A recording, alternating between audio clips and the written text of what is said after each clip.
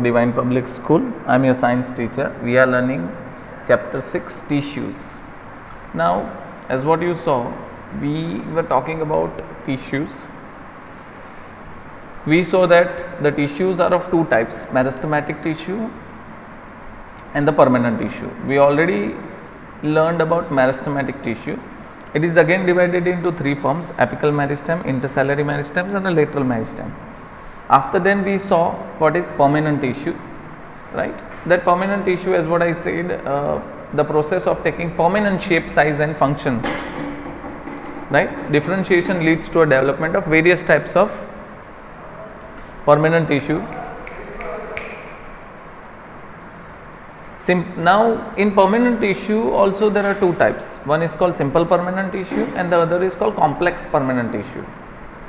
So right now we are learning is a simple permanent tissue. In simple permanent tissue, again it is bifurcated into three: parenchyma, chlorenchyma and sclerenchyma, right? So we learn what is parenchyma, chlorenchyma and sclerenchyma. The next thing what we are talking today is more on about the same tissues. Now if you see the epidermis is what? It is the outer layer of a cells. The outer layer of a cell, we call it as epidermis. See, they have taken an activity here. Let's plug that leaf of a Rio, and when you try to stretch it, the skin get peel off, right? And when you observe this thing, the outer layer we call it as an epidermis.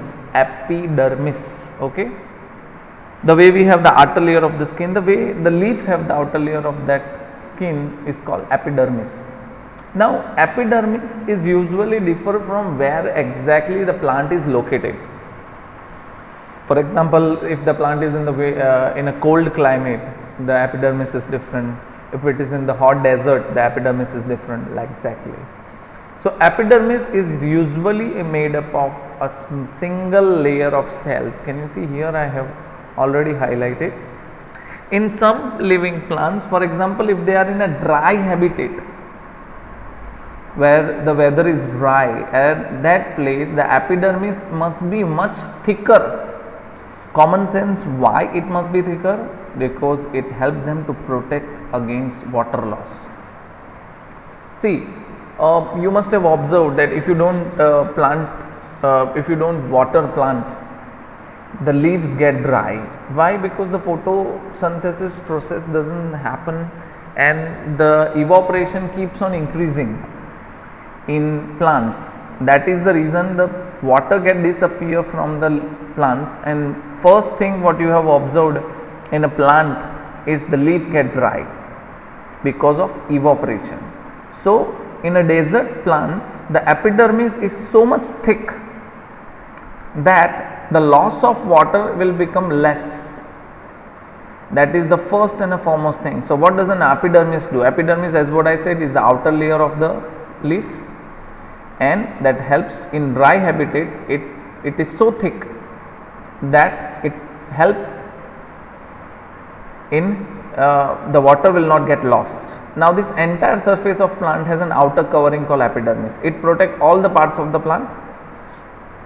Not only this thing, it protect all the parts of the plant.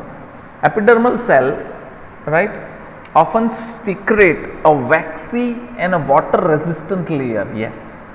So outside it secrete a waxy and a water resistant level. Now what does that do?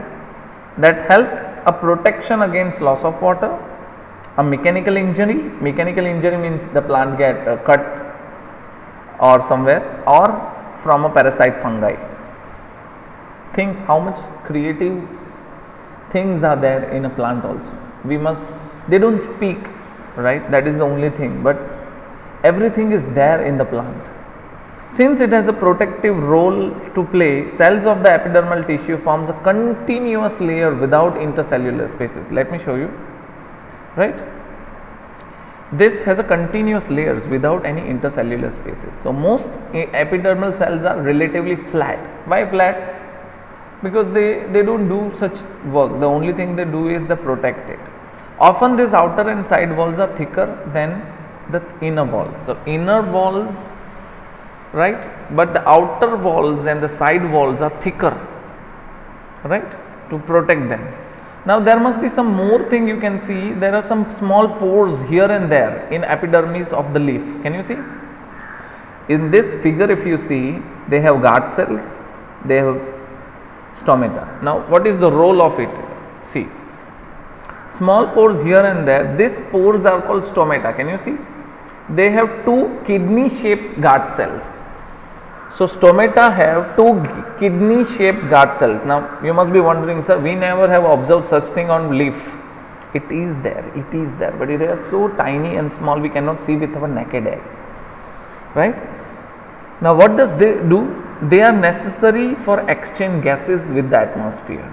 Exactly. So when the leaf will exchange gases with the atmosphere, also transpiration. So guard cells help in transpiration, loss of water also takes place through stomata. So think how complex system it is. So epidermis, right, it is the outer layer of the cell. It also has stomata. Stomata have two guard cells, kidney shaped guard cells. Now epidermal cells are also found not only on leaves and stems, but it also found on the roots also. Now what do that do in the roots? You know, root again have a small hair like structure that helps the capacity of water get absorbed more. So basically it absorb more water in the roots. So see, which function is to water absorption and bear long hair like parts that increase the total absorption surface area. So even when if you have seen the main root, in main root it has branches, it had again branches, and ultimately come up with small hair like structure, right? For example, in desert plants, the epidermis has a very thick coating of chitin. Chitin means what? It is a chemical which is a waterproof quality, right, that allows or help them which excess amount of water, right? You know, desert plants require very small quantity of water. So is the outer layer of the branch of a tree different from the outer layer of the young stem? Yes. As the plant grow older, the outer protective tissue keep on changes. The secondary meristem located in the cortex forms, which constitutes the cork. Now what is cork? See, it has two types of protective layer. One I already told you. The other protective layer are the cork cells. Now where are the cork cells? If you see this one at the bottom figure, if you see, those are the cork cells which are actually dead, and they are so compactly arranged that they do not have any intercellular spaces. Exactly, that is the reason if you see the plant as what it keeps on growing older and older, it is very difficult for us to cut it also, because the dead cells are so compactly arranged, right? They also have a substance called serpinin. Now what does that do? That helps to impervious to gases and water. Babar, this valves, it is there to protect it from gases and water. So I hope you are getting what I am trying to say regarding epidermis, right? So we learn about the epidermis. In epidermis we also saw what is stomata. Stomata has a guard cells which are kidney shapes, right? Also there is one more secondary layer of protective called cortex cells, and cortex cells helps us them to protect it. So basically we learn two things. Tissues get divided into two. Meristematic tissue, we already learned that. Second thing is a permanent tissue. In permanent tissue, the first thing is a simple permanent tissue. So we have completed the whole thing about simple permanent tissue. Now next time we are going to start with called complex permanent tissue. Okay. So that's it for today. Thank you so much. If you have any doubt, you can ask me.